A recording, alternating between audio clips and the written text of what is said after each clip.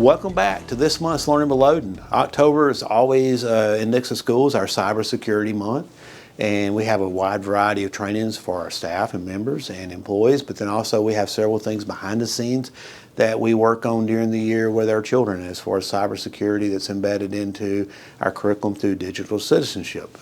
This month's program will feature several different people from our team that will be talking about ways that we try to keep your child safe, and we'll also share ways and strategies that you can use as a parent to help keep your child safe online. We all know that social media is out there and children have social media and phones, and the schools have devices, but working collectively together, we can do our best to make sure that we keep our children safe. Hey everybody, and welcome to another regular edition of Learning with Loden. I'm here with David Liss, our Director of Technology, and we're excited just to kind of bring you some highlights from our latest in-person edition of Learning with Loden. It's all about staying safe online. And I mean, we're all online right now, so we're probably, we're leaving. I love to hear people think, well, I'm safe online and everything else, but Dave, we're all leaving a digital footprint no matter what we do. Even with everything we do, even if we're not online that much, there's still a digital footprint for us out there. Why is it important that we know that we have a digital footprint? Well, it's because people build profiles off of you. Mm-hmm. And that is one of so cybersecurity, we could have gone two different ways in this learning. We could have gone cybersecurity, which is the things that you hear about all the time, phishing and vishing and smishing and all of those kind of different things. But the ways that hackers are trying to get at us. One of the things that is the most lucrative, because a lot of people are protecting their perimeter now, but the one piece of that puzzle that is the easiest to break, unfortunately, and it's the one that is most effective, is the individual user. Mm-hmm. And so one of the most effective means that people are finding to get information is by social engineering. Mm-hmm. Social engineering just simply means I am going to figure out how to actively utilize a person to get to what I want, rather than breaking in through the back door, so to speak. And so that social engineering is all about knowing so much about that person that you can pose as that person, or that you can know enough about that person that you can then contact that person and make them feel like you are somebody that they can trust, and then you end up giving the information. And that is becoming an art form. So the more we leave as a footprint, the more people can know about us, the more easily they can trick us. Okay. Yeah. And I mean, I remember that happened to my grandpa when somebody was called him and was posing to be me, and they knew enough about, our relationship, and it was just kind of weird that there's stuff that we didn't talk about online, but there's somewhere it's out there, and so they knew enough to call him and call him Papa and like all this other stuff, and so it's just so to know exactly like what name you use. Mm-hmm. So if I call him Grandpa, but you call him Papa, he's going to know. Mm-hmm. But if I know that enough about you, that's exactly It's crazy. So in this it's really keeping ourselves safe, but then also keeping our kids safe. Why is it important for parents and really the community to know that like their kids are leaving a digital footprint now, and how will that impact them later? And I want to say that it's twofold. Okay. Our kids are leaving their digital footprint now, but unfortunately we need to be aware that we are leaving a digital footprint for our children as well. And so a lot of this is done on social media, and it is, but again, a lot of it is done other places as well. And we can talk a little bit about that. When we're on social media, and when we are very outward about our lives, we are building really a profile of ourselves, where we travel, what we do, where we go, what our likes and what our dislikes are. We do fun things on social media. Tell me the 10 things about you. What's your favorite color? What was your first car? What is your first car? Oh, those sound remarkably like our security questions, do they not? And so those are the types of things that the more I know. Another thing when we talked about in Learning with Loden about the safety, we talk about physical safety and those sorts of things. One of the things that I would even say as almost a teaching moment in this as well is be very careful when you are gone from your home not to post pictures while you're gone. Save those pictures, wait until you return home, and then say, we had this fabulous vacation, and because if you post pictures while you're gone and those are geotagged, come rob me. They know that you're gone, and especially if you're leaving your kids at home, older kids are at home while you're away, then that could pose physical safety risks and so forth. So those are the types of things that we talked about with the digital footprint. And then the last I will get on is cookies. Now we do this, and it is something... Not the chocolate chip kind. Yeah, not the chocolate chip kind. But when you say enable cookies, and it really allows for a good, unique experience for us. So if we go to a website, it does remember our preferences. So it's going to bring those things up that are personalized to us. And we like a personalized experience. And that is a good thing. But just understand that if someone does get into your computer and is able to get those personalized cookies, then they know more about you. They know what you shop for. They know what products that you like, what your likes and dislikes are. Again, building that profile where they can then use it later.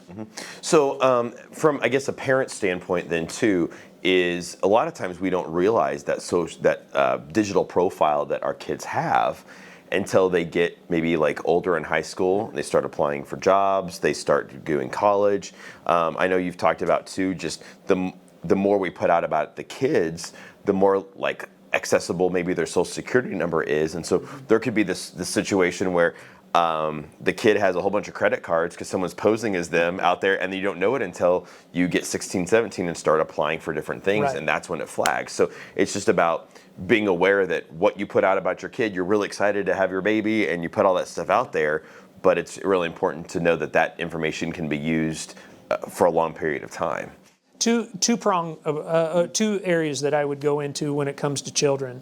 One, school districts especially are very highly targeted, but it's for the same reason that adults are targeted for children that are really young. If I can get that child's information, I can utilize that information as a real person and pose them as 18, 20, whatever, and I could be them. And I can have credit cards, I can have all of this identity years before it would ever be discovered. And I'm long gone at that point. Now the child is left with all of the aftermath of having bad credit and that sort of thing. So that's one thing as far as utilizing a young child's information that, for gain that won't be seen for a long period of time. That digital footprint that you talked about, whether it is self-promoted through, the teenagers or whatever, however young they're getting online now, or adults doing that for them. College, like you said, colleges, employers, schools, and even school districts now are looking at profiles, and many times, unfortunately, their perception based on that social media presence is not necessarily accurate, but it doesn't matter because that perception is still out there, and you don't always get a second chance to get that first impression. They're not going to come and go, hey, we saw this on your social media, can you tell us about it? They're simply going to go look at your social media, they're going to have a perception, and then they're either going to hire you or not hire you, accept you or not accept you, draw a conclusion or not draw a conclusion. So we have to be very careful of what we post.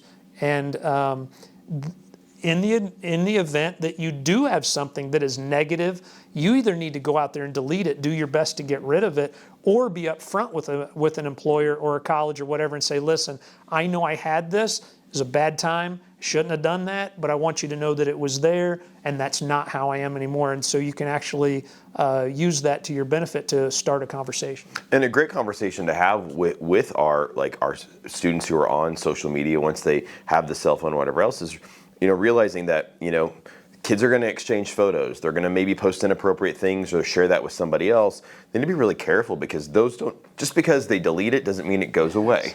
And I think that's the biggest thing is our kids are very, just the way they're developing, they don't get sometimes that concept of I click delete and so that means it's fully deleted. No. Even when you throw your trash away in a trash can, it still ends up in a landfill. Somebody can still go find it in landfill. Yes. The digital, it's the same way. It goes somewhere, and someone could find that at some point in time. So just be aware of what we do online can come back later on. One of the videos that we actually showed during the Learning with Loden talked about kids feeling very confident with Snapchat. 10 seconds is still enough time to take a screenshot.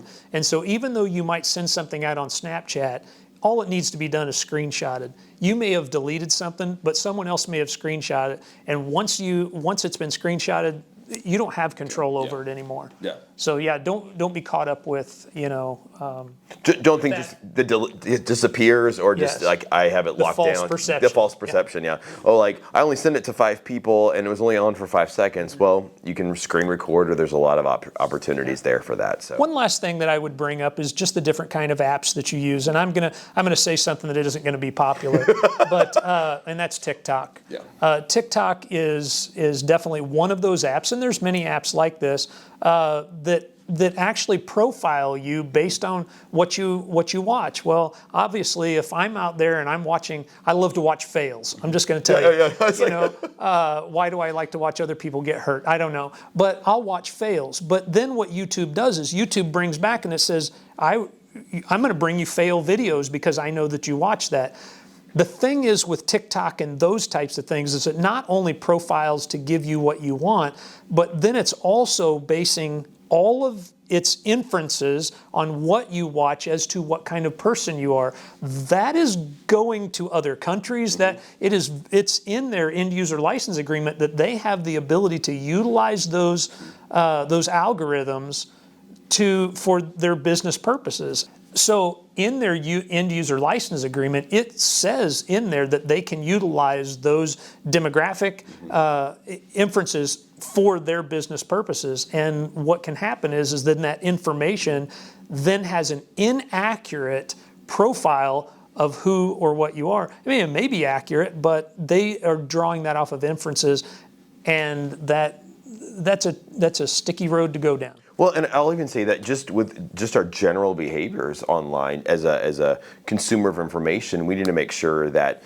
because everything from Instagram and social media, everything is built. Even Google is building their search results based upon what we search and do and everything else. And so sometimes we need to make sure that we're not in that information silo too, where we're consuming stuff, because it will build what it sends us based upon what we like, and we may not get accurate information or a full picture because we've kind of really gone down an information silo. It's great when we're looking for a pair of shoes or like a jacket, because it's like you like this kind of stuff, but when we get into a lot of the information, sometimes that can prevent us from getting the full picture or having an accurate view of the situation. So that gets into a whole... That's a whole other topic. That's a whole social thing, but you're exactly right, and people need to be aware that because of those things and because of the digital footprint you're using, that if you have a certain political stance or you have you're not going to get all of the information. You are going to get information that feeds what you believe, and